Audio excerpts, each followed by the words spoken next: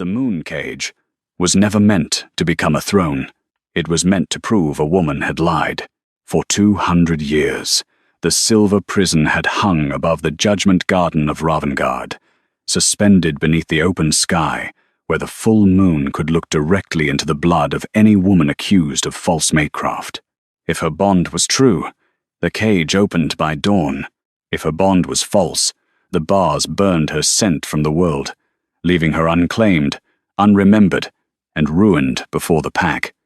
No rejected Luna had ever walked out of it with her name intact. Tonight, Alpha King Darius Vayne ordered Elowen Marrow to sleep beneath it, not because she had deceived him, because he had rejected her in front of the court and needed the moon to make his cruelty look holy. The winter judgment garden was full. Snow clung to black cypress branches. Silver lanterns swung in the frozen wind.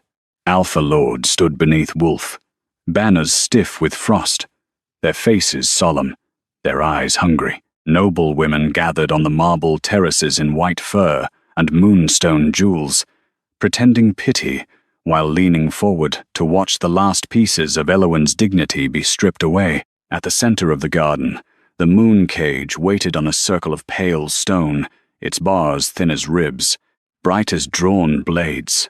Elowen stood barefoot before it in a plain ivory shift, her dark hair loose around her shoulders, her wrists bruised from ceremonial chains.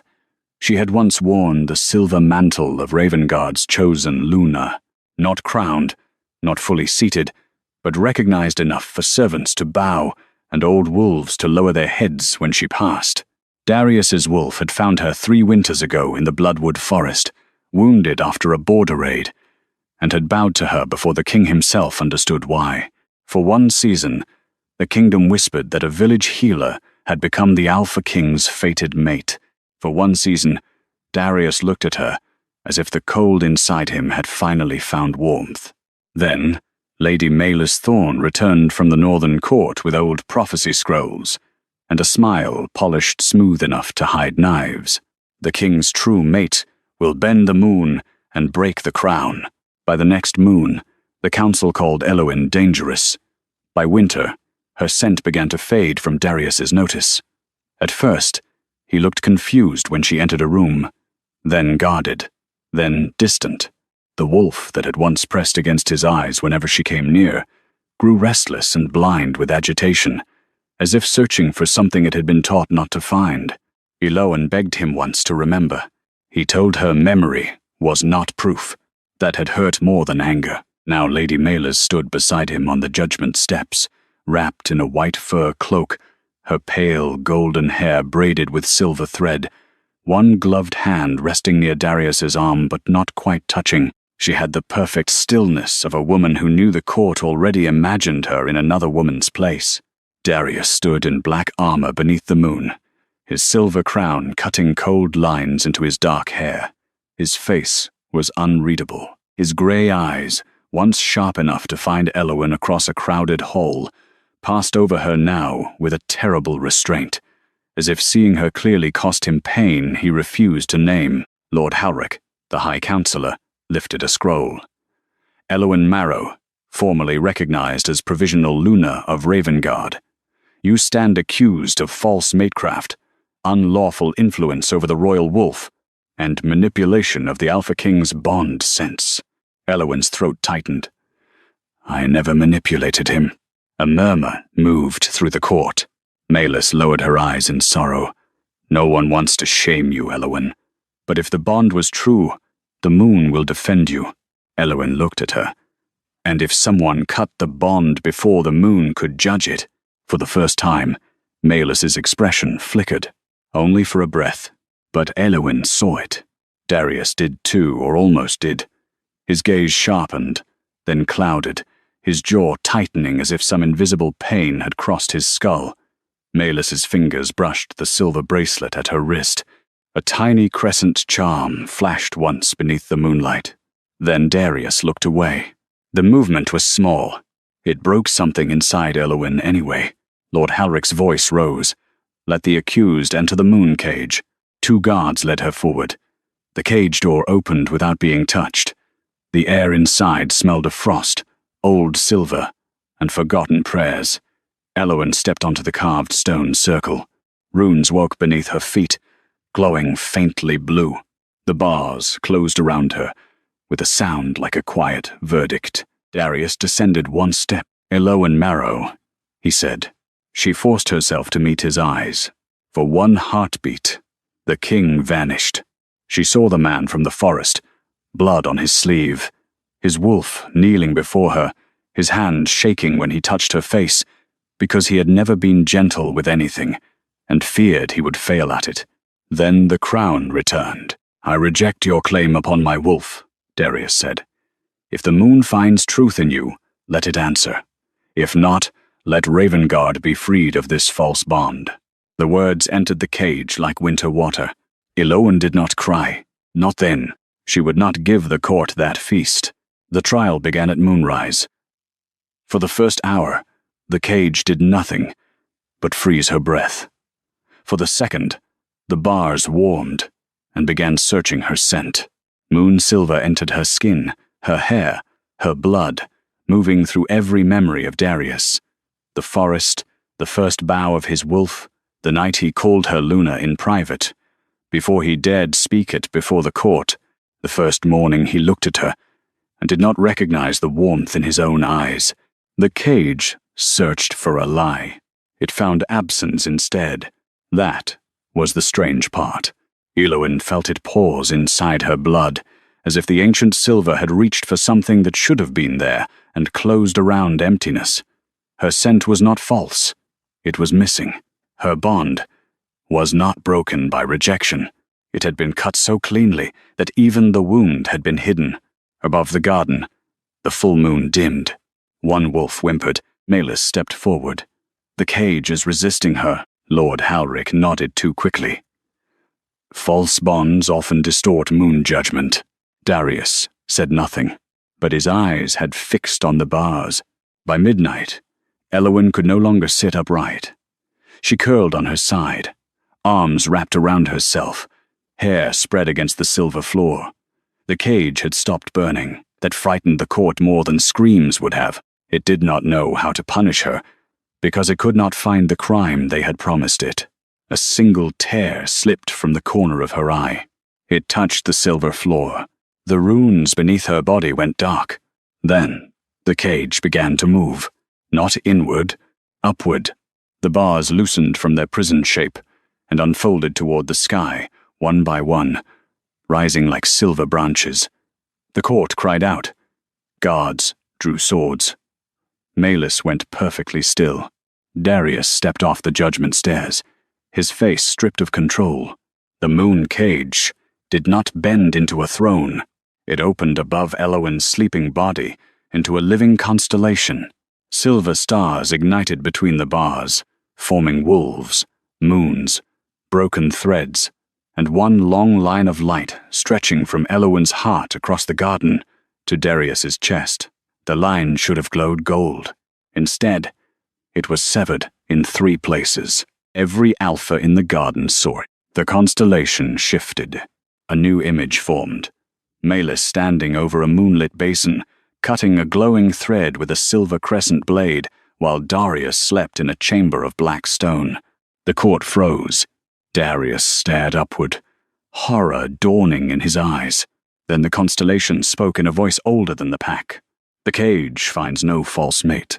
The stars burned brighter. It finds a stolen bon.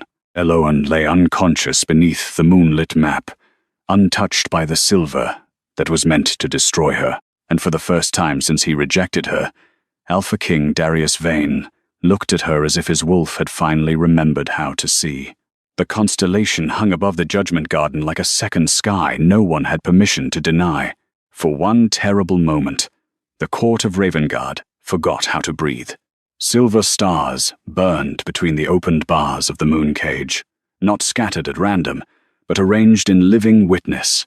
A sleeping woman beneath them, a severed mate, thread across the frost, an Alpha King standing with one hand pressed to his chest, as if the missing half of his own heartbeat had just been shown to him in public. Elowen did not wake. That made the vision worse.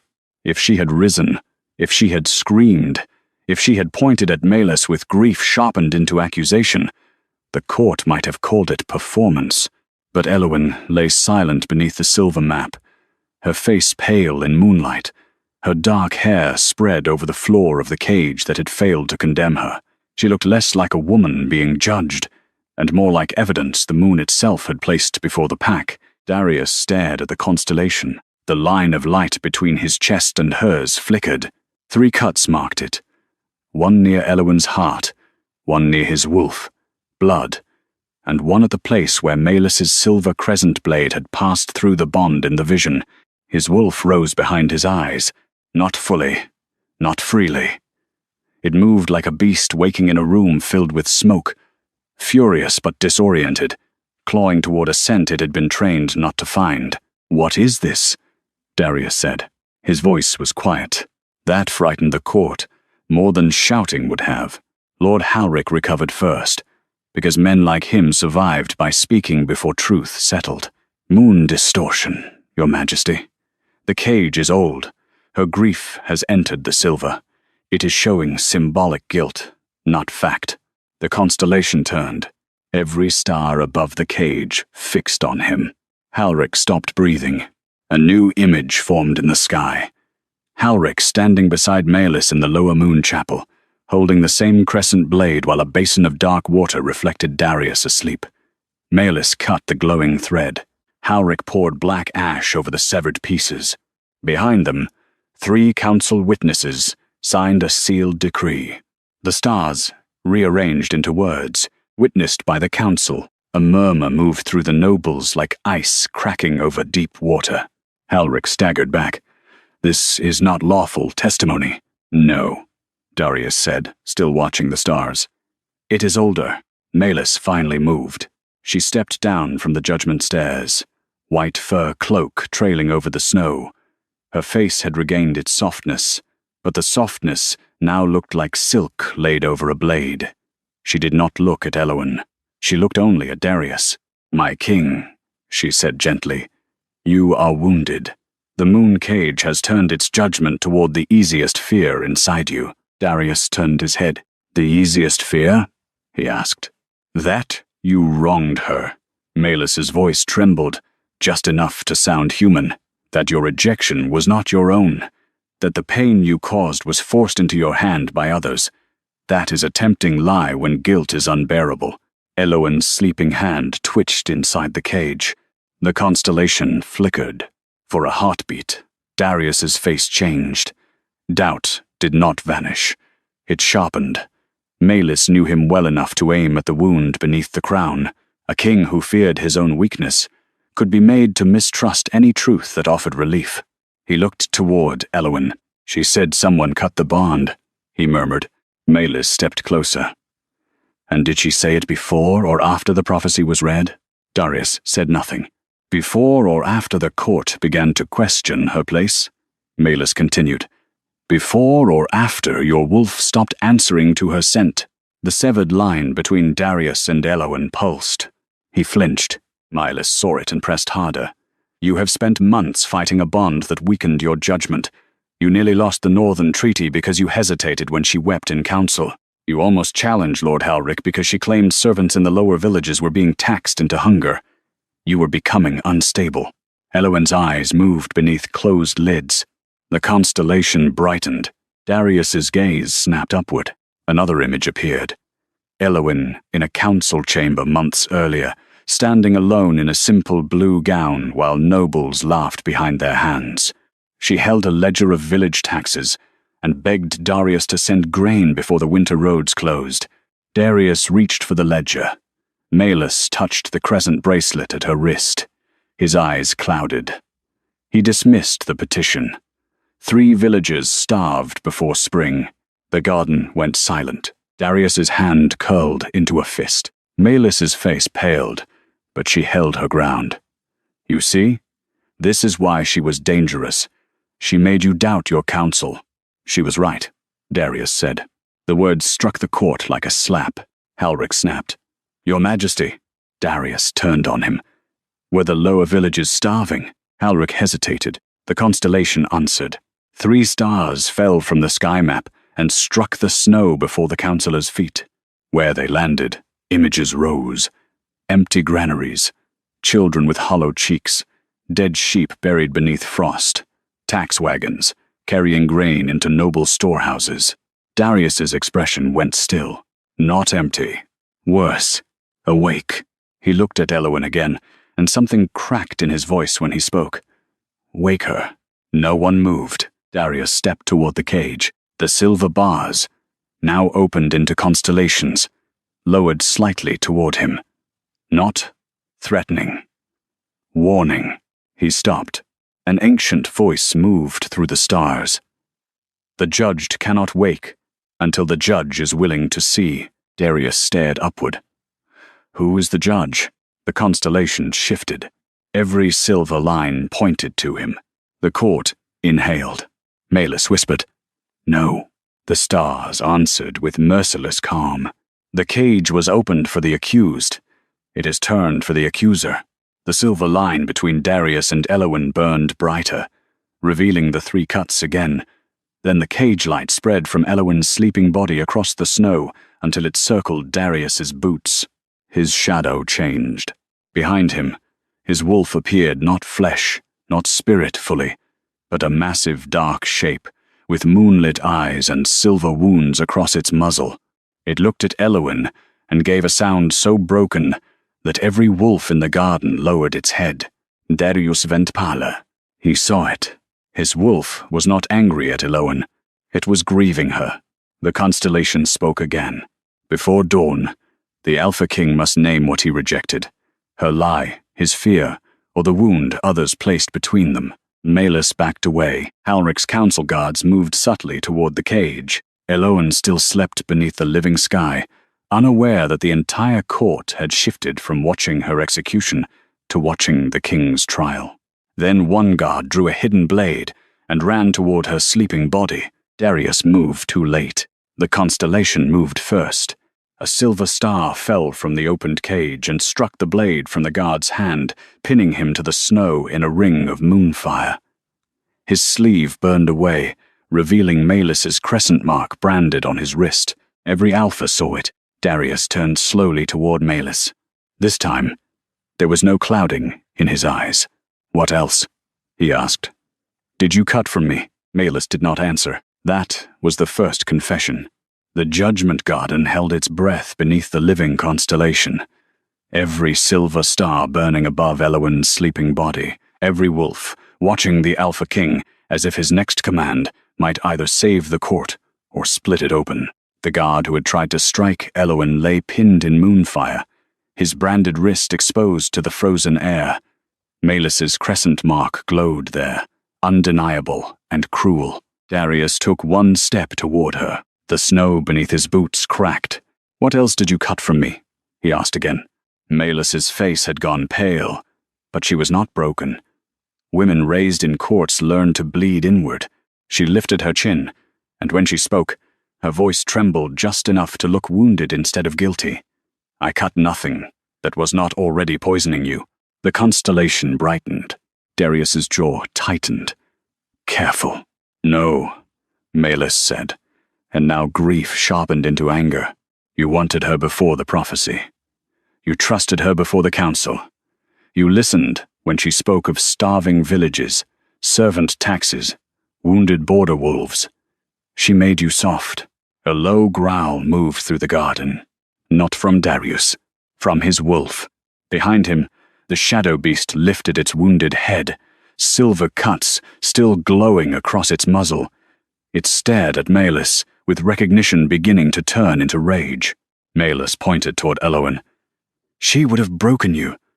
The prophecy said your true mate would bend the moon and break the crown. I did what everyone else was too cowardly to do. I saved your reign from a village healer who did not understand what kings must sacrifice." The stars above Elowen shifted.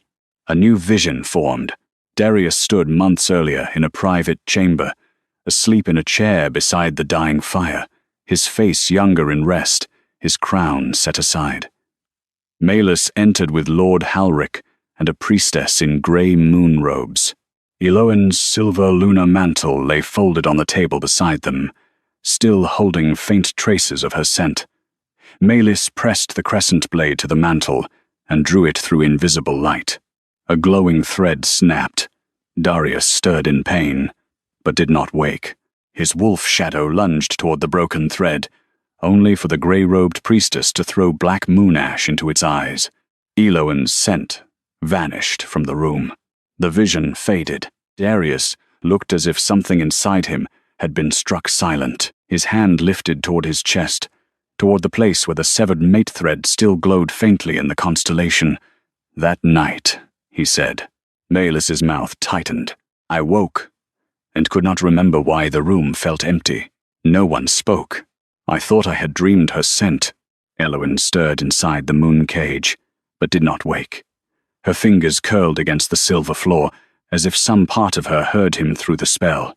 Melis saw it, and moved fast. "Your Majesty, listen to yourself. You are letting the cage use grief to rewrite necessity. Yes, I severed the bond scent. Yes, I weakened the attachment. Because your wolf was refusing to obey crown law. You were days from naming her full Luna, and the northern packs were already threatening withdrawal. Lord Halric had reports. The old houses would not kneel to a lower village healer with moon-bending blood. The constellation did not flash false. That made it worse. The threat had been real." Darius looked toward Halric. "You knew." Halric swallowed. "I served the stability of Ravengard. You served your seat. I served the crown. The crown is not a mouth that requires innocent women to feed it." The words carried through the garden, and several nobles looked away. Melis's eyes glistened now. "You say that because the moon has turned theatrical. Tomorrow, when the border alphas hear the cage has judged you instead of her, when they call your reign bewitched, when they demand the healer's death to prove you still rule yourself, will you say it then?" Darius did not answer quickly. Eloin's sleeping face seemed even paler under the stars. The court waited for him to defend his pride, to turn anger into command, to make the moment simple by making someone else smaller. Instead, he looked at the severed line between himself and Eloin, as if seeing the shape of every failure he had mistaken for duty. Then he said, "Wake her." The constellation dimmed. The ancient voice answered, "Not yet." Darius's eyes hardened. She has suffered enough. The wounded cannot wake safely while the wound is still hidden.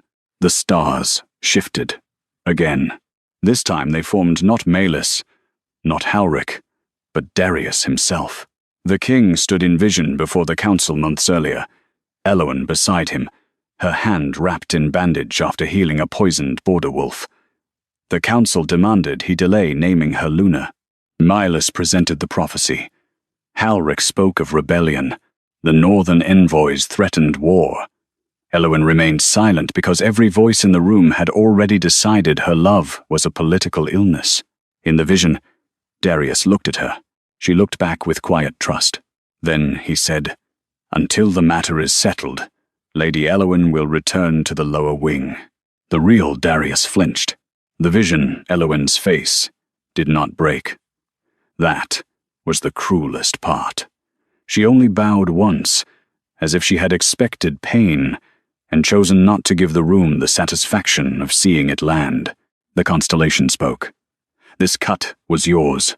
Silence fell. Melis exhaled softly, almost relieved. "Yes." Darius turned toward the sleeping woman in the cage.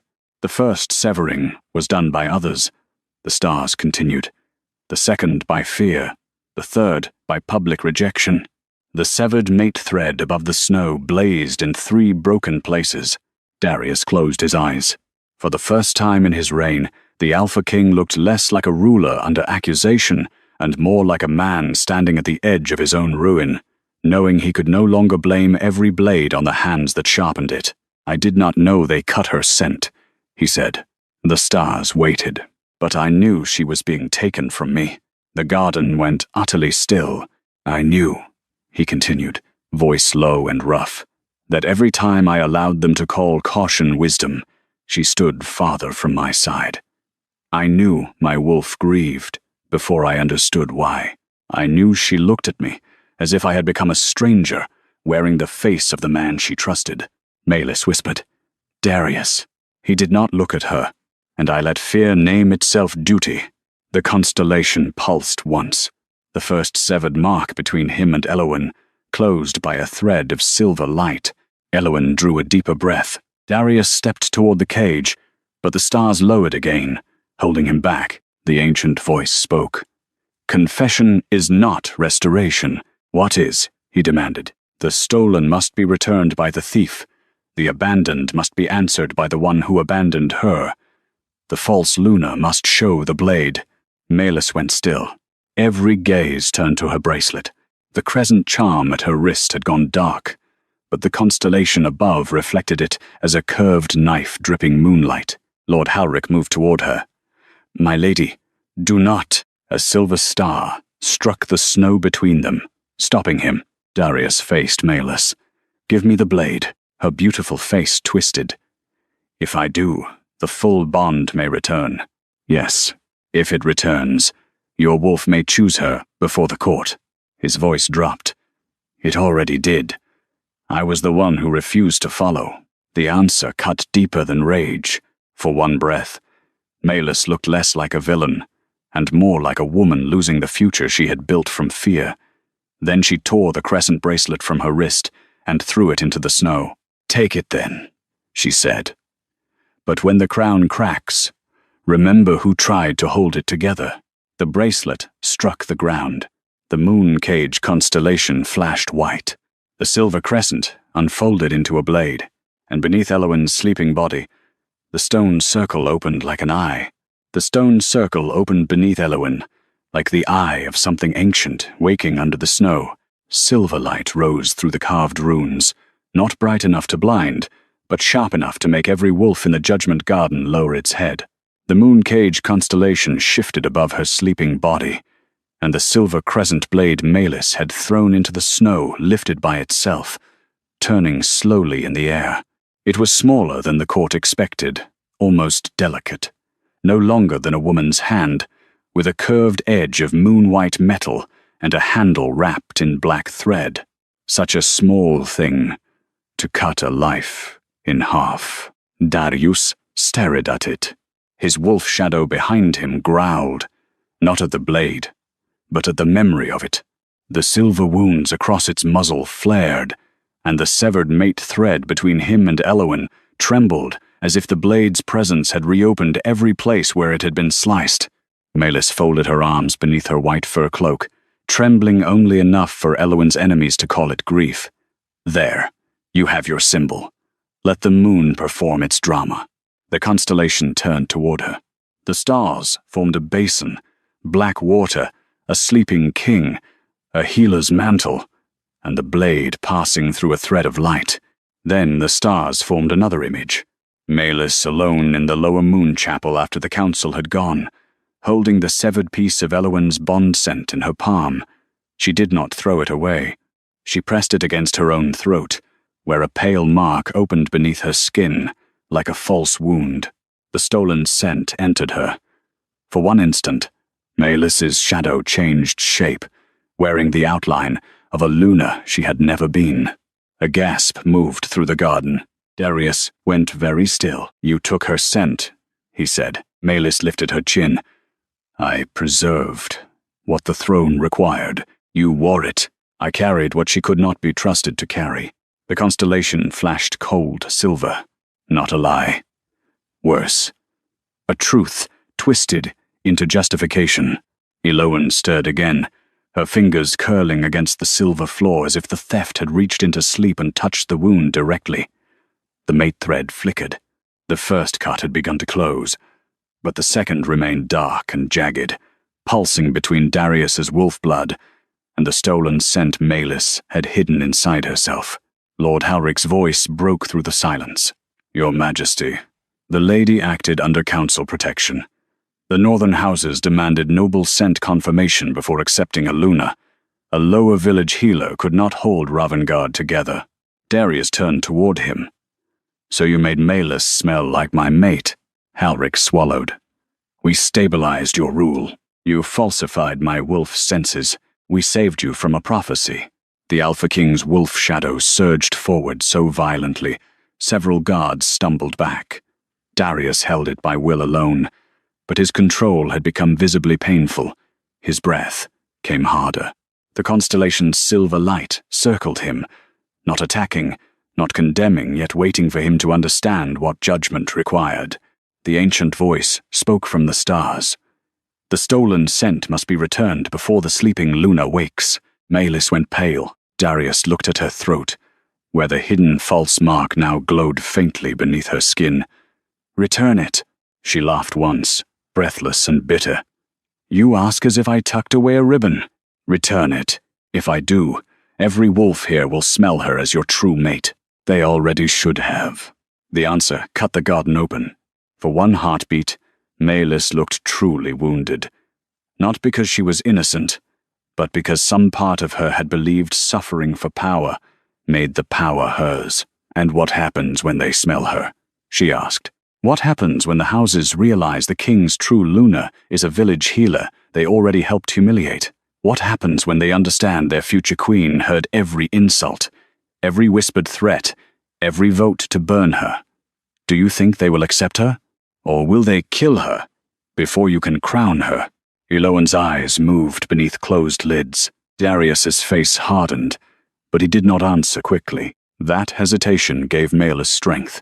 "You know I am right," she whispered. "You think I stole from her because I envied her. I did. I will not lie now. But envy was not the only reason. I watched the courts circle you like starving wolves. I watched old houses test your borders. I watched your council smile at her gentleness, because they knew gentleness could be broken. I took her scent because you were too weak to protect her, and too attached to release her." The stars did not call it false. Eloan's breath trembled inside the cage. Darius closed his eyes for one brief moment, as if each honest cruelty was another cut he had earned. Then he opened them and looked at Maelys with terrible clarity. "If I was too weak to protect her, stealing her from herself did not make me stronger. It made all of you my cowardice." The constellation blazed. The second cut in the mate thread began to glow. Maelys stepped back. "No." The crescent blade spun faster, then stopped with its point toward her throat. Darius did not move. That mattered. Eloan was asleep, but the judgment was not only his. If he seized Maelys and ripped the scent from her by force, the court would call it justice. The moon would not. The stolen must be returned by the thief. That was the law of the constellation. Maelys understood too. Her hand rose slowly to her throat. Her fingers shook over the false lunar mark. Tears filled her eyes, and for a breath she looked less like the perfect usurper and more like a woman standing before the ruin of the only future she had allowed herself to want. "I loved you," she said. Darius did not soften. "You loved being necessary." Her face twisted. Then she dug her nails into the mark at her throat. The garden filled with a sound like silk tearing underwater. Silver scent light spilled from Maelys's skin, pale and living, carrying the memory of rain on bloodwood leaves, crushed winter herbs, smoke from village hearths, and the quiet warmth Eloan had once carried into every room. Darius staggered as the scent struck him. His wolf shadow threw back its head and howled. Not rage, recognition. The scent light flew across the garden and entered the constellation above Eloan. The second cut in the mate thread sealed with a burst of silver-gold fire. Every wolf in the garden reacted at once. Alphas dropped to their knees again, but this time their faces filled not with compulsion, but shock. They could smell it now. Eloan Marrow was not false. She had been hidden. Inside the cage, Eloan opened her eyes. The silver stars dimmed around her like dawn retreating into breath. She looked confused first, then pained. Then she saw Darius standing beyond the opened bars, one hand pressed to his chest. His wolf shadow bowed toward her, with grief pouring from its eyes. For a moment, no one spoke. Eloan slowly sat up. The constellation lowered above her, like a crown made of broken evidence. Darius took one step forward. The third cut in the mate thread flared black. The public rejection. His cut. Elowen saw it. So did he. The ancient voice returned, colder than before. 2 thefts have been returned. 1 wound remains. The king cannot restore what he refuses to answer. Darius stopped at the edge of the silver circle. Elowen looked at him through the moonlit bars, awake now, no longer protected by sleep from the shame he had placed on her. Her voice was quiet when she spoke. "You remember me now?" The question broke him more completely than accusation ever could. "You remember me now?" Elowen's question did not rise above the wind, but it moved through the judgment garden as if the moon itself had spoken it. Darius stood at the edge of the silver circle, unable to cross. The opened moon cage no longer held her, yet the constellation kept him back with a barrier of pale light. Not because it feared his strength, but because strength had never been the thing Elowen needed from him. She sat inside the bent-open cage, wrapped in moonlight and winter cold, her dark hair tangled around her shoulders, her eyes clear enough to wound every lie still standing in the garden. Darius's wolf shadow bowed behind him, trembling beneath the weight of restored scent and memory. The wolf knew her, had always known her. The man had been the one who failed to follow. Elowen, he said. Her name in his mouth should have healed something. It did not. She looked at the sealed places in the mate thread above them, then at the final black cut, pulsing between them, like a wound with its own heartbeat. "You remember my scent. You remember the forest. You remember the bond they cut from you." Her voice remained quiet. "But do you remember what you did when no one's blade was in your hand?" Darius flinched. The court did too. Melis stood near the judgment steps with one hand pressed to her throat, where the stolen scent had been torn free. Her beauty had gone bloodless, but she watched Elowen with something more complicated than hatred now. Fear, yes. Loss, yes. But also the sick recognition of a woman who had built her future on another woman's erasure, and was now forced to watch that woman ask the question Melis herself had avoided. What did power choose, when manipulation no longer excused it? Lord Howrick tried to speak. "This is no longer lawful." The constellation dropped a star at his feet. He went silent. Elowen did not look away from Darius. "When they moved me from the Queen's wing, you signed the order." His eyes darkened. "Yes, when they took the silver mantle from my shoulders and called it temporary, you stood beside the council." "Yes. When I brought you the village tax ledgers and begged you to listen before winter killed them, you dismissed me." His jaw tightened, pain moving through him visibly. "Yes, and in front of the whole court tonight, you rejected me." The final cut in the mate thread flared. Darius's voice dropped. "Yes." The word sounded like surrender, but the constellation did not brighten. Truth alone was not enough when truth arrived after damage. Elowen slowly stood inside the cage. The silver bars had unfolded above her into stars, but some still curved around the base like ribs of old lore. Frost clung to her ivory shift. Her bare feet touched the carved stone where the moon cage had searched for lies and found theft. "You rejected my claim," she said. But that was not what hurt most. Darius looked at her as if every word were a blade he had chosen to stand beneath. "You rejected your own memory of me," Elowen continued. "You let them tell you the gentleness in your wolf was weakness. You let them make suspicion sound wiser than love. You watched me become smaller in your court, because believing I was dangerous was easier than admitting you were afraid." The garden was silent enough to hear snow sliding from the cypress branches. Darius lowered his head. "Not to the moon, not to the court, to her." "I was afraid," he said. The words cut through Ravengard more deeply than any roar. An alpha king was allowed anger, pride, vengeance, even grief, if it was dressed well enough for ceremony. But fear spoken plainly before the court was a dangerous kind of nakedness. Several alphas shifted uneasily, as if the king had opened a wound they preferred to pretend rulers did not carry. Darius lifted his face again. "The prophecy said my true mate would bend the moon and break the crown. I thought if I held you at a distance, I could spare the kingdom. Then when my wolf stopped finding your scent, I told myself the bond had been false, because that was easier than wondering why losing you felt like losing the only honest part of me. The third cut in the thread pulsed, still not healed. Elowen's eyes shone, but no tear fell. "And what do you believe now?" Darius looked up at the constellation, at the stolen bond returned, at Melis's exposed blade, at Halric's trembling counsel, at every wolf forced to witness what had been done beneath the name of stability. Then he looked back at Elowen. "I believe the crown deserved to break before it taught me to call you a threat." The silver stars burned brighter. Melis made a sharp sound. "Beautiful words, but he says them now because the moon has left him no other path." Elowen turned toward her. Melis did not step back.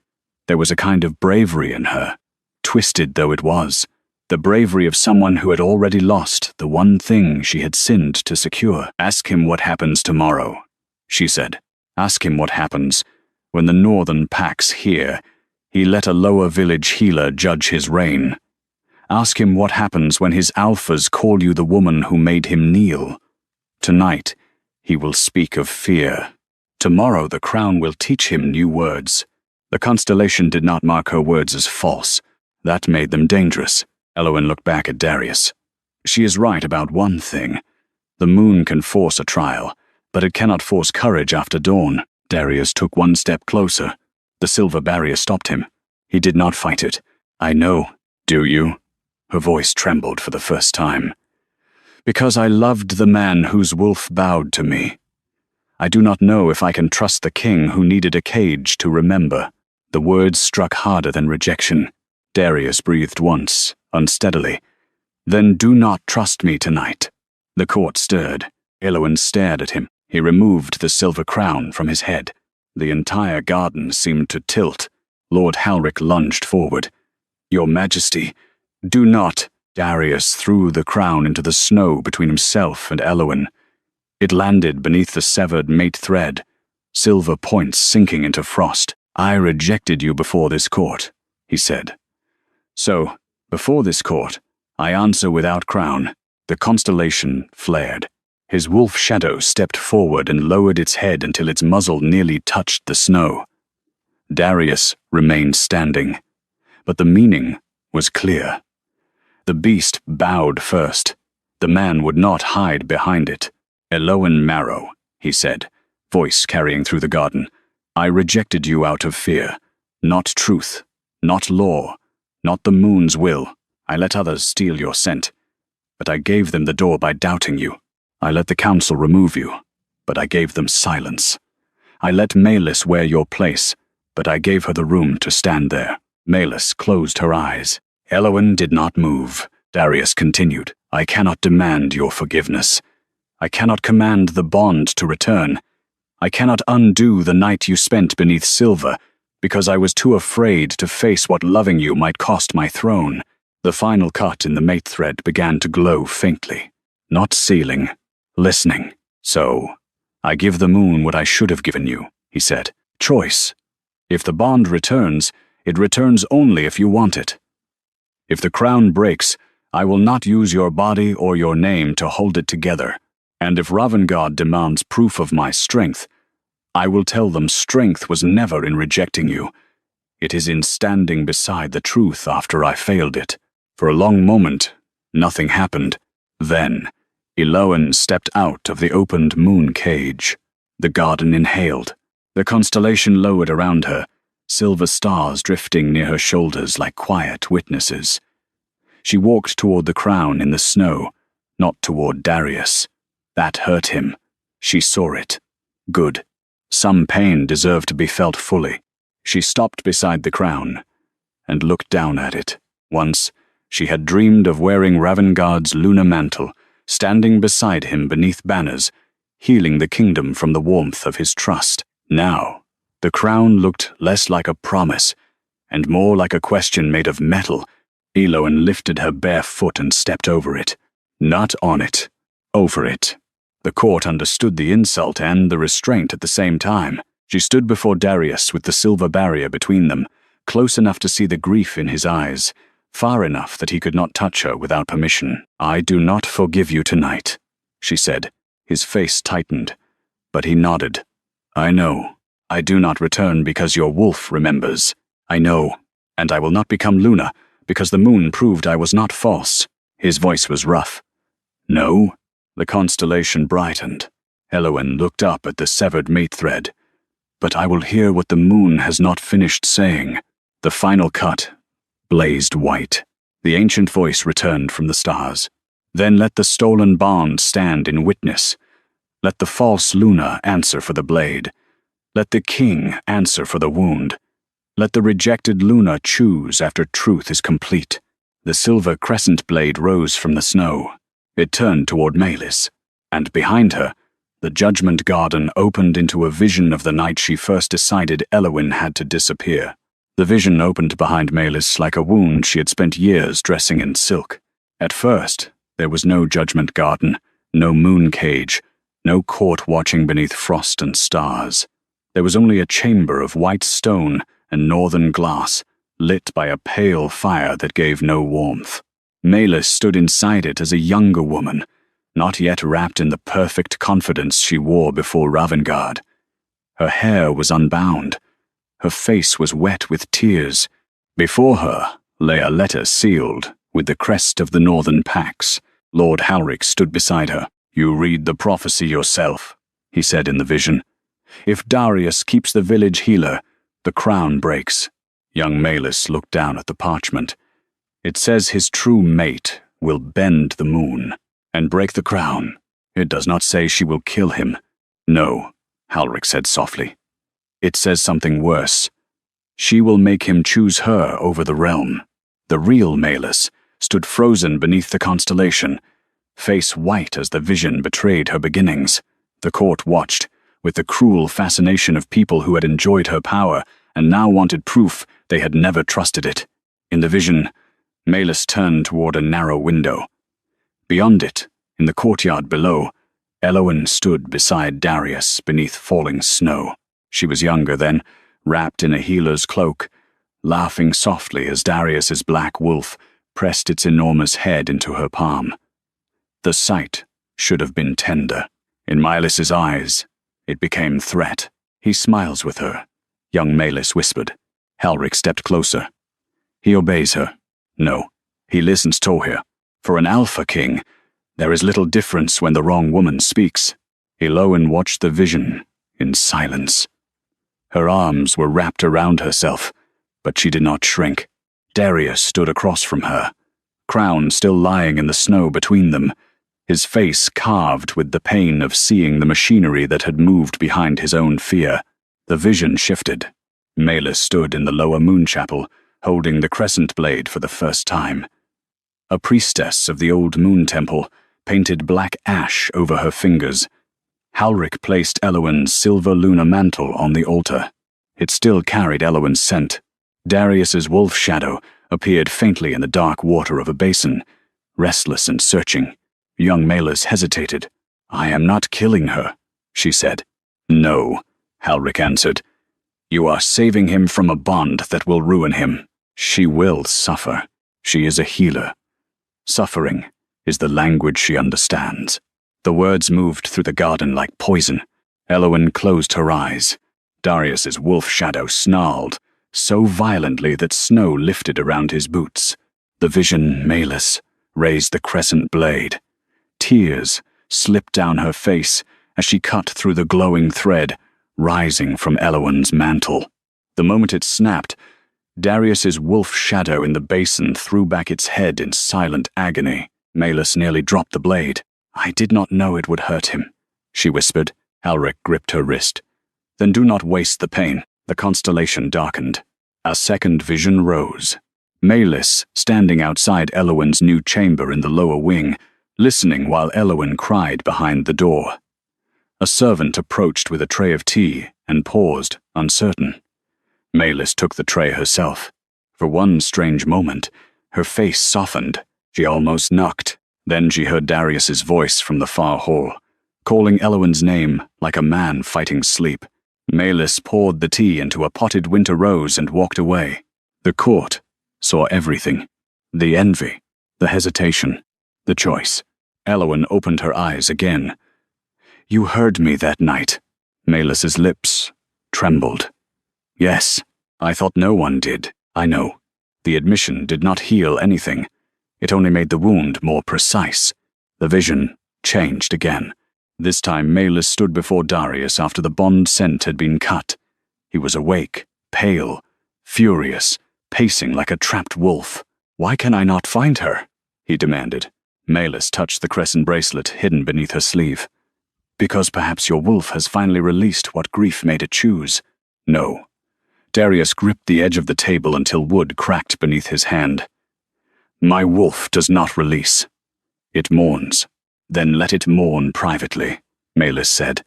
"If the court sees you weakening over her, they will use her against you." Darius turned away. The vision paused there, cruel and still. The constellation spoke. She placed the blade in the wound, but the king chose silence after feeling it bleed. Darius bowed his head.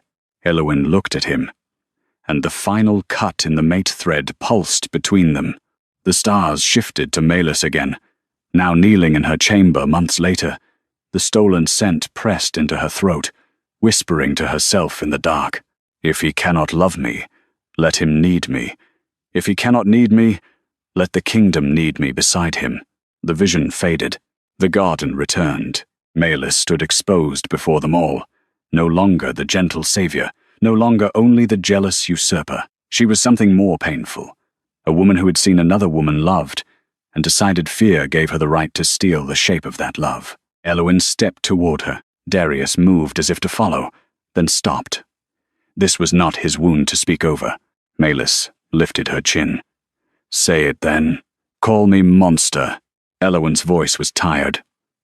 No, that seemed to frighten Melis more. "A monster would be easier," Elowen said. "You were lonely, afraid, ambitious, taught by men like Halric that power was the only way to survive love. Then you chose to make me pay for it." Melis's eyes filled. "He would have destroyed himself for you. He should have been allowed to choose." The constellation flared. The words struck not only Melis, but Darius. Elowen felt it cross him like a blade. Choice. That had been the heart of every theft. Melis stole his senses. Halric stole the law. Darius stole Elowen's dignity by rejecting her before he had the courage to face the truth. Lord Halric suddenly broke from the council line. He lunged for the crescent blade hovering near Melis. Darius moved, but the stars moved faster. A chain of moonlight wrapped Halric's wrist and dragged him to his knees in the snow. His sleeve tore open, revealing 3 black moon marks carved into his arm. The constellation turned blood silver. An ancient voice thundered from above. "The blade has more than one master." Halric's face twisted with terror. The stars rearranged into a new vision, Halric not serving Melis, but instructing her. Halric not fearing the prophecy, but using it. Halric standing in a sealed chamber beneath the council hall, where dozens of severed mate threads hung in glass vials like captured moonbeams. Elowen went cold. Darius's voice dropped to a deadly whisper. "How many?" The glass vials in the vision began to glow. 1, 10, 50. More. The judgment garden filled with the horrified sound of wolves recognizing old grief. Halric had not cut only Elowen's bond. He had been cutting true mates from the crown for generations. The crescent blade turned away from Melis and pointed at the council hall. The crescent blade pointed toward the council hall, and every wolf in the judgment garden heard the old building answer, not with a sound, with grief. Across the frozen courtyard beyond the black cypress trees, the high council tower stood against the paling night, its windows dark, its roof crowned with silver wolf statues. For generations, Ravengard had believed that tower held law, treaty, blood records, and royal memory. Now the Mooncage constellation stretched one long silver line from the opened prison above Elowen's head to that tower's sealed doors, and along that line, faint lights began to appear. Mate threads, dozens of them, severed, bottled, hidden. Elowen felt the cold enter her chest. Her own bond had not been a rare cruelty. It had been part of a practice, a system, a quiet butchery of love, disguised as political order. Every time a true mate threatened a treaty, every time a low-born Luna unsettled the noble houses, every time a king's wolf chose someone inconvenient, the council had cut the thread and called the pain wisdom. Darius stared at the glowing line. His face had become frighteningly still. "How long?" he asked. Lord Halric knelt in the snow, moonlight chains locked around his wrist. He said nothing. The constellation answered for him. The stars above the garden shifted into a vision of the council hall centuries earlier. Old alphas in black robes stood around a table carved with moon phases. A woman in chains wept as a glowing mate thread was drawn from her chest and sealed inside glass. A king signed a decree with a blood quill. The words appeared in silver flame above them. To preserve the crown, inconvenient bonds may be severed under emergency law. The garden erupted. Alpha lords shouted denials. Noblewomen gasped. Warriors looked toward their own mates with sudden fear. Some faces showed horror, others showed recognition. That recognition was what made Elowen sick. The court had not known everything, but enough of them had suspected. Enough had benefited. Enough had accepted marriages that felt cold, because the council had told them coldness was noble duty. Maelys looked at the vision with tears on her face, but she was no longer the center of it. Her crime remained, but Halric's shadow had swallowed it. She had used the blade once against Elowen. The council had used it for generations against anyone love made politically inconvenient. Darius turned toward Halric. "Open the council hall." Halric's mouth tightened. "Your Majesty, those records contain treaties that hold Ravengard together. They contain stolen lives. They contain the reason your throne still exists." Darius stepped closer. "Then perhaps the throne has existed too long on mutilated bonds." A ripple of shock moved through the alphas. Elowen felt it too. Not fear, recognition. The prophecy had said the true mate would bend the moon and break the crown.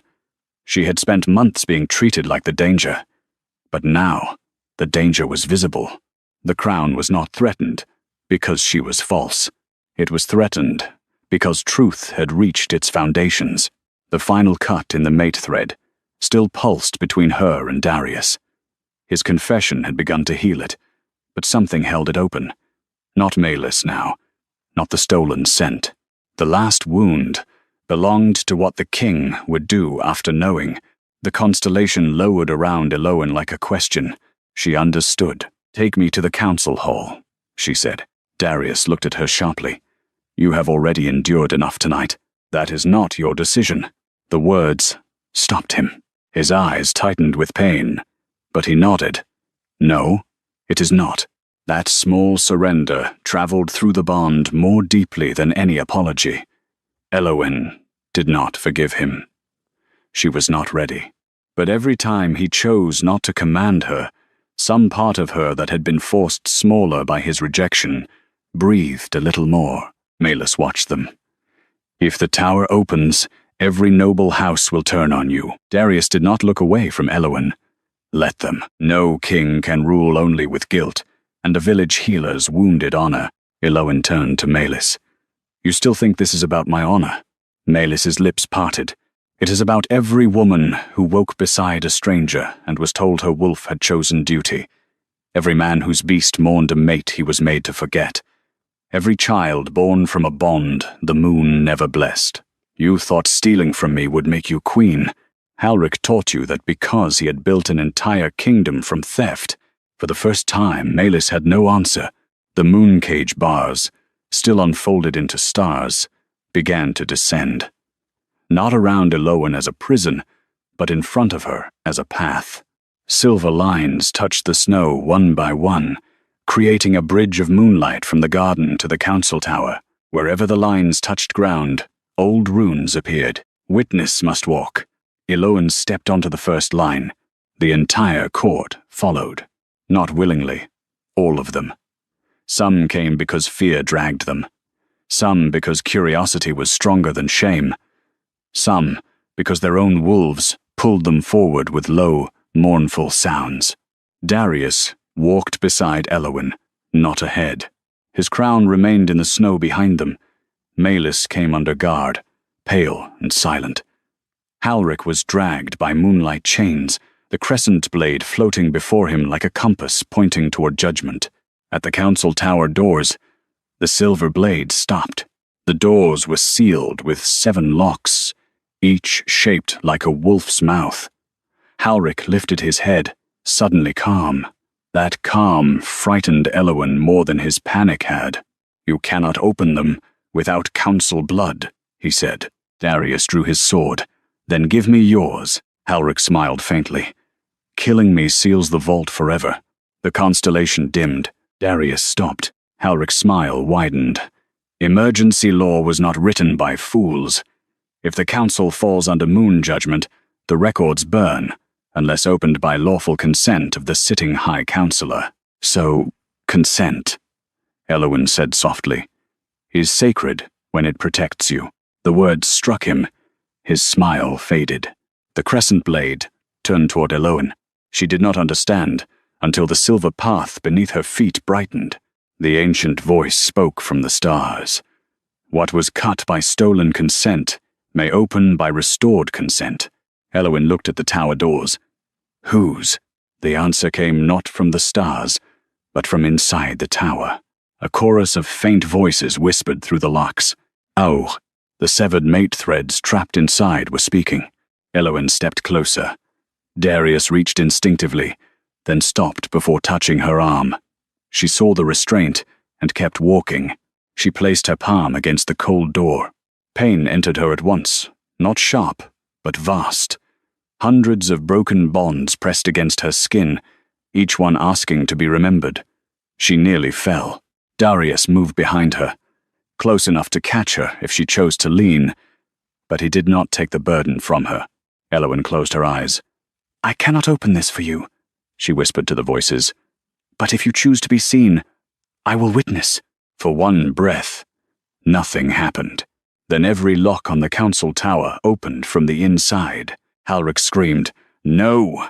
The doors swung wide. Inside, the walls were filled with glass vials, each one holding a severed mate thread, glowing like captured moonlight. At the center of the vault stood one black vial larger than the rest. Darius went still. Elowin felt the final cut in their bond flare with sudden pain. The black vial held not her thread. It held Darius's first memory of choosing her. The black vial stood at the center of the council vault, like a heart that had learned to beat in darkness. All around it, hundreds of smaller glass vessels lined the walls from floor to ceiling, each one holding a severed mate thread suspended in pale moonlight. Some glowed weakly, nearly faded from age. Others pulsed with fresh grief. The air inside the vault was cold enough to hurt the lungs, and every wolf who crossed the threshold lowered its head without command. This was not a room of records. It was a room of wounds kept alive so the powerful could decide which loves were useful and which were dangerous. Elowin stared at the black vial. She knew before anyone told her. It did not hold her scent. It did not hold the thread Maelys had stolen. It held the first memory Darius had made of her, the first true moment his wolf chose. Darius stood beside her, utterly still. The final cut in their bond burned between them like a blade pressed under the ribs. Lord Halric, still chained in moonlight, gave a hoarse laugh. "Now you understand. Bonds are not made of scent alone, not even blood. They are made of remembered choice. Remove the first choice, and every feeling after it can be questioned." Darius turned toward him. "You took my memory." Halric's smile was thin and bitter. "We protected the crown from a moment of weakness." Elowin's voice came quietly. "What moment?" The vault answered. Moonlight stirred inside the black vial. A vision opened above it, clear as water and cruel as truth. The bloodwood forest appeared, 3 winters earlier. Snow fell in red branches. Elowin lay wounded beside a dead border wolf. One hand pressed to a torn gash in her side, the other wrapped around the throat of a poisoned wolf pup she had kept alive with shaking fingers. Darius entered the clearing in black hunting armor, sword drawn, his royal wolf behind him, enormous and lethal. The beast should have killed the unknown healer on enemy ground. Instead, it bowed, not to her power, to her mercy. Young Darius stood frozen, staring at Elowen as if something inside him had broken open and found light there. She had looked up, half-conscious, blood on her lips, and said, "If you kill me, feed the pup first. He has done nothing wrong." The vision, Darius lowered his sword. His wolf pressed its head to the snow before her, and in that moment, before politics, before prophecy, before court whispers, before fear had a name, the first thread between them formed. Gold, warm, living. Elowen remembered that day. She remembered the pain, the cold, the impossible sight of the Alpha King's wolf kneeling. But she had not known what Darius saw. She had not known his first choice had not been desire, possession, or royal instinct. It had been trust. The vision shifted. Darius carried her through the forest in his arms, cloak wrapped around her body, the pup tucked against his chest. He looked down at her once, and the raw wonder in his face made Elowen's throat close. Then the vision darkened. Halric stood in this very vault, months later, beside Maelys and 3 council elders. The black vial sat open. A thread of golden memory was pulled from Darius's sleeping mind through a bowl of moon ink. His wolf fought in chains of ritual light, but Halric sealed the memory anyway. "Leave him the event," Halric said in the vision. "Remove the certainty.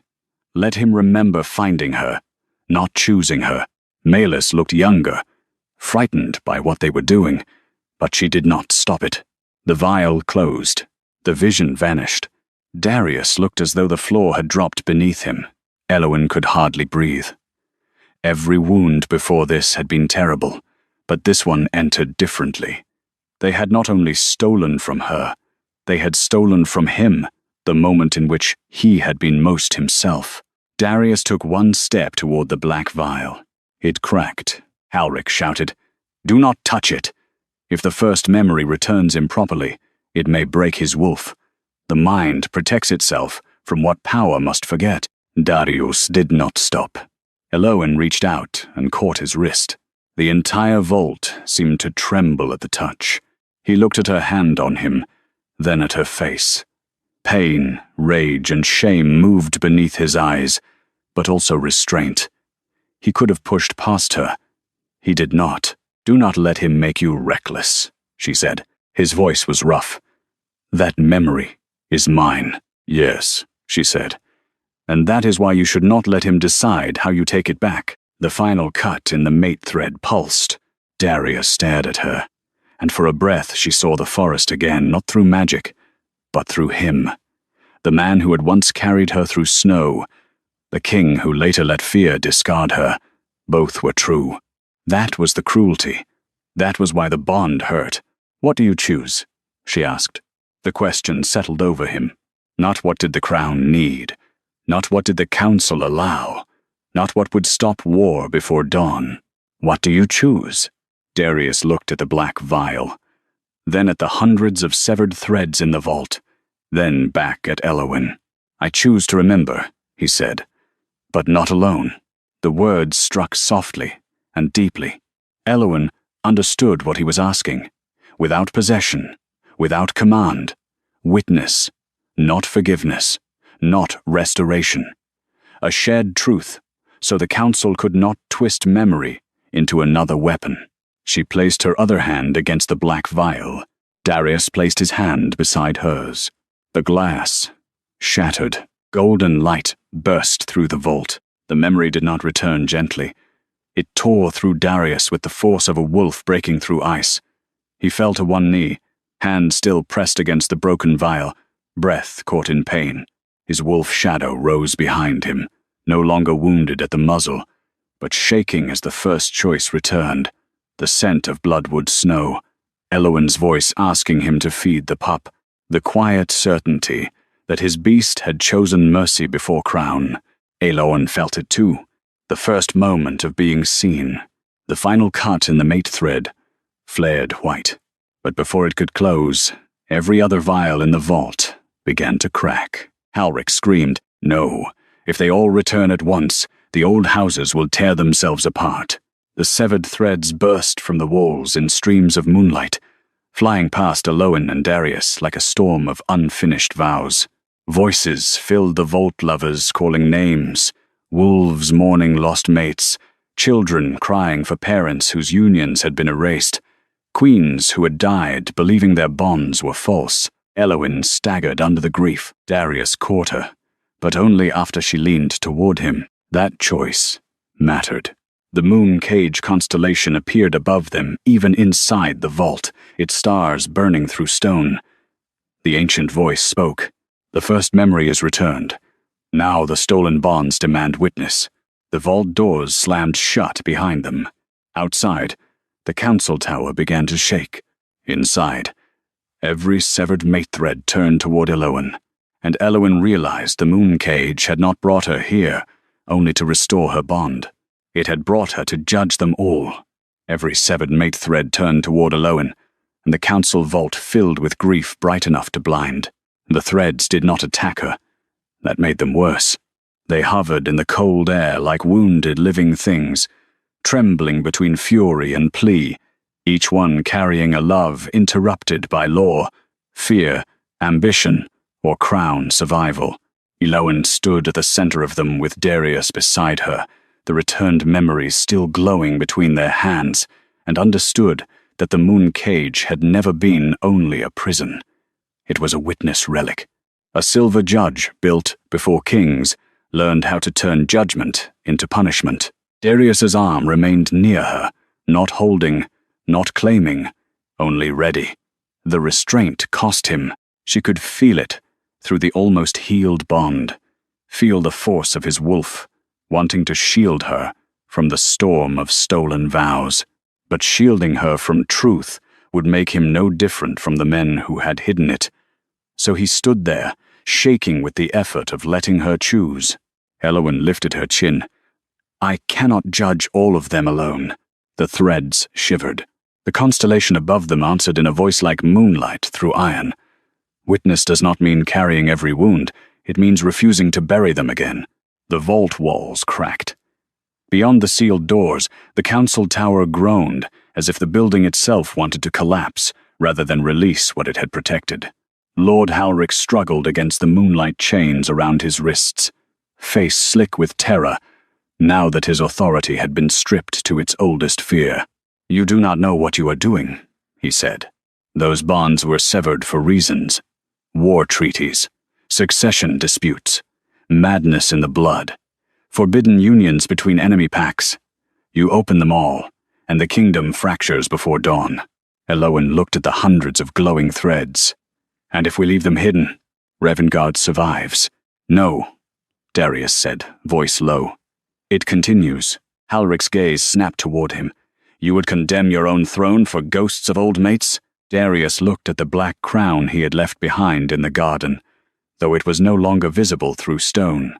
A throne that needs stolen love to stand deserves to learn how to fall. The words moved through the mate threads, like wind through grass.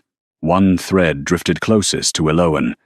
It was pale blue, frayed at both ends, carrying the scent of pine smoke and winter apples. When it touched her fingertips, a vision opened. A young Luna from a border village stood in a chapel, her hand reaching for a warrior from an enemy pack. Their wolves recognized each other, but the council severed the bond because peace through marriage to another house was more useful than peace through truth. The woman died years later beside a husband she never loved. The warrior lived long enough to forget her name, but not the grief. Elowen let the vision pass through her. She did not take it into herself. She spoke it. "Arvena of the Pine Vale, and Tor Rusk of the Eastern Bloodline," she said, though she had never heard the names before. Their bond was severed by treaty order, not moon will. The thread brightened, then vanished upward through the ceiling like a released star. The vault trembled. Another thread came. Then another. Eowyn understood the rhythm now. She did not need to heal all wounds tonight. She needed to name the first truths and force the vault to release the records it had buried. Darius stepped beside her. "Tell me what to do." She glanced at him. The question was simple. The meaning was not. He was the Alpha King, asking a woman he had rejected how to stand inside judgment without taking it from her. "Do not speak over them," she said. He nodded. "But when the records open, protect the living witnesses." His eyes hardened. "That I can do." Together, they turned toward the wall of vials. Eowyn raised one hand. Darius raised his sword, not to cut, but to mark royal witness. The moon cage constellation lowered its stars around them until each point of light touched a sealed vial. Eowyn spoke clearly. "If you were severed by fear, rise. If you were hidden for power, rise. If your mate was made to believe you false, rise. If your love was stolen and named duty, rise." The vials shattered. Moonlight exploded through the vault. The council tower split from floor to roof. Outside, in the Judgment Garden, the court screamed as streams of silver light burst from the tower windows and arced into the sky. Each light became a name. Each name became a witness. Noble houses saw ancestors they had buried under respectable marriage laws. Wolves howled as old mate griefs returned to bloodlines that had carried unexplained sorrow for generations. Halric collapsed to his knees. Maelys stood in the garden below, watching the sky fill with the evidence of a system older than her own envy. Tears moved down her face, but no one knew whether they came from guilt, loss, or the realization that she had only been one blade in a room full of knives. Inside the tower, Eowyn staggered. Darius caught her this time, because she fell into him. His arms closed around her carefully, as if the wrong pressure might turn rescue into possession. For one breath, she let herself lean against him. Not forgiveness. Not return. Only exhaustion held by someone who had finally stopped pretending he had not helped cause it. The final cut in their mate thread glowed brighter, almost healed. Then Halric laughed. It was weak, broken, and terrible.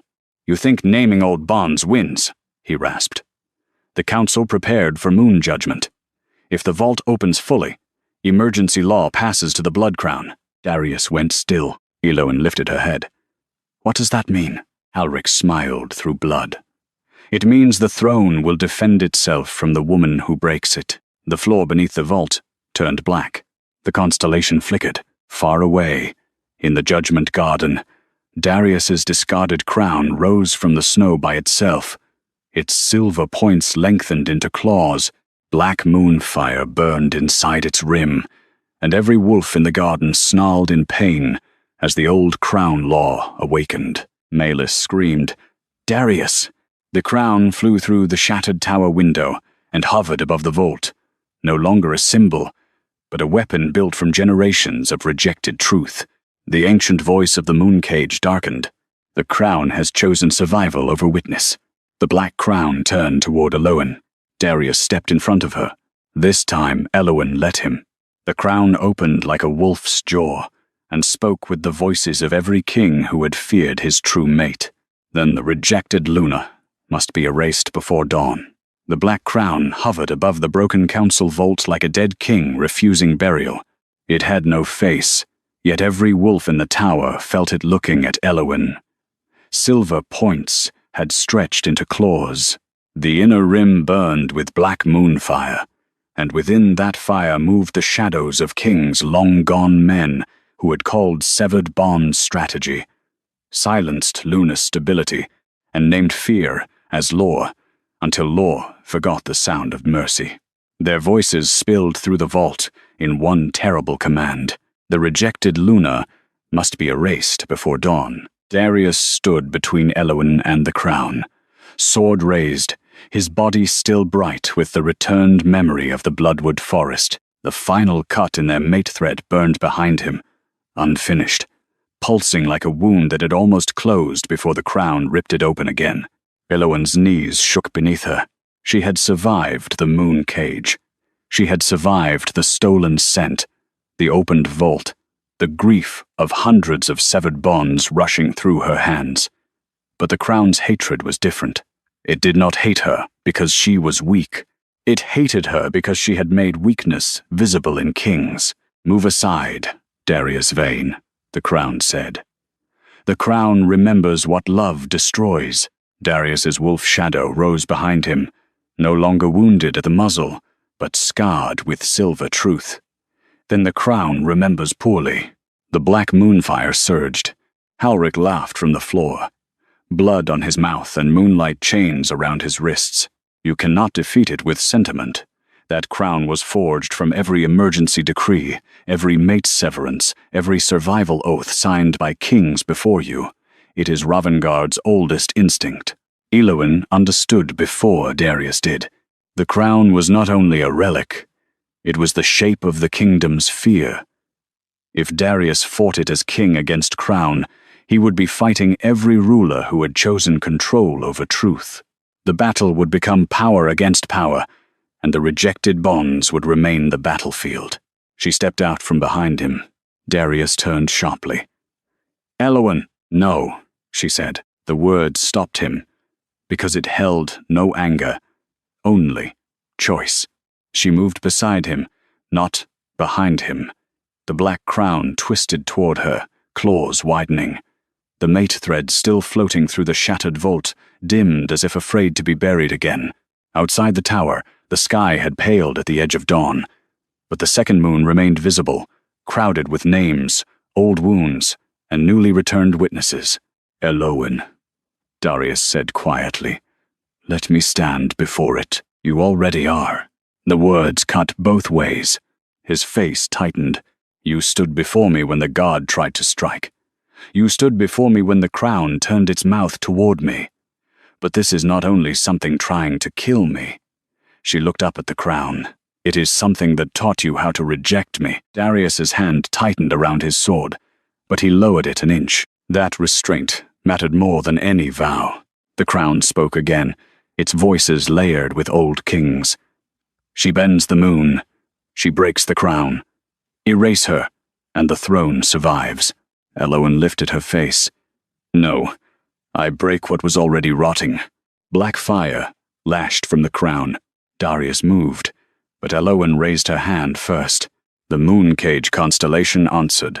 The silver stars, that had followed her from the garden, rushed into the vault and formed a dome of light around her and Darius.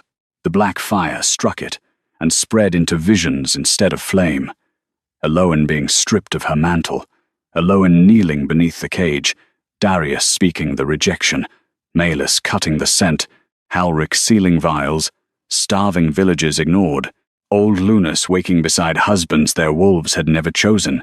The crown tried to turn memory into shame. Elowen turned it into witness. "Look," she said. The command did not go to the court. It went to Darius. He looked, not because magic forced him, because he chose to. He saw again the night he signed the order, moving her from the queen's wing. He saw her standing outside the council chamber with a ledger in her arms, waiting for him to believe her. He saw himself walk past. He saw her face after the rejection, still upright, still refusing to collapse for the satisfaction of the court. He saw every moment where he had felt the truth and chosen not to follow it. The final cut in the mate thread blazed. Darius bowed his head, but not to the crown, to the wound. "I rejected her," he said, voice carrying through the tower and out into the garden. "Not the council, not the prophecy, not the stolen scent. I did. I spoke the words. I gave fear my mouth." The constellation rang. Elowen's breath caught. Darius looked up at the black crown. "And I revoke the law that made my fear holy." The crown screamed. Every severed mate thread in the vault flared at once. The returned bonds rose around Elowen and Darius, like a storm of living moonlight. Outside, the alphas in the garden fell silent, as the tower walls became transparent with silver fire. They could see everything: the crown, the threads, the rejected Luna standing beside the king she had not yet forgiven. Melis stood below, pale and shaking.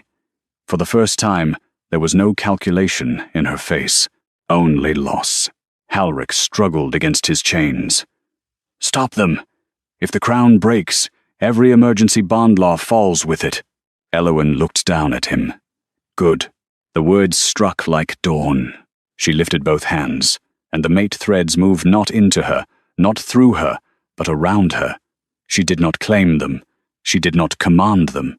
She witnessed them. One by one, the threads stretched upward, out of the shattered vault, into the sky where the second moon still burned with returned names. The black crown lunged.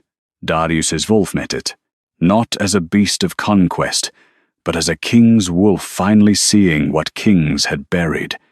It leapt through the silver dome and seized the crown between its jaws. Black moonfire tore across its fur.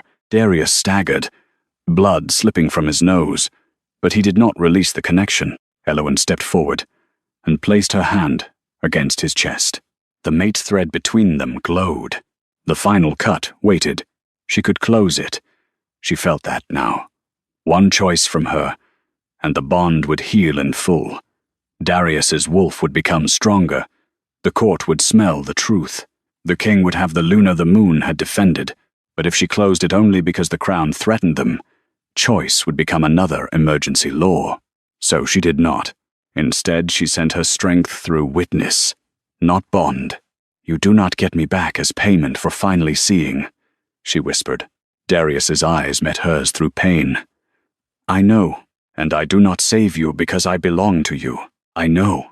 I save this because no one should be erased for being loved inconveniently." His face broke with something too deep to name. Together, they turned toward the crown. Elowen spoke first. "Let every stolen mate be named." Darius followed. "Let every severed bond be opened." The returned threads struck the crown. Silver light pierced black fire. The old voices shrieked, not in pain alone, but in disbelief. Fear had ruled so long, it had mistaken itself for eternity.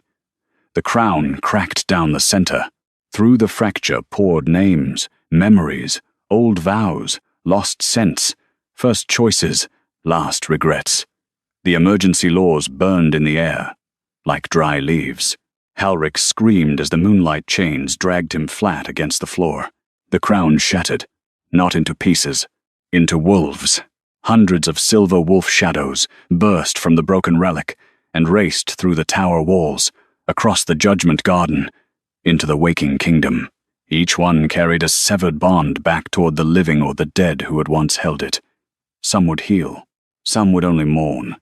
Some would bring rage, trials, grief, and unrest. But none would remain buried in glass. The council tower stopped shaking. The vault emptied. The moon cage constellation slowly lowered until it hovered above Elowen like a quiet sky.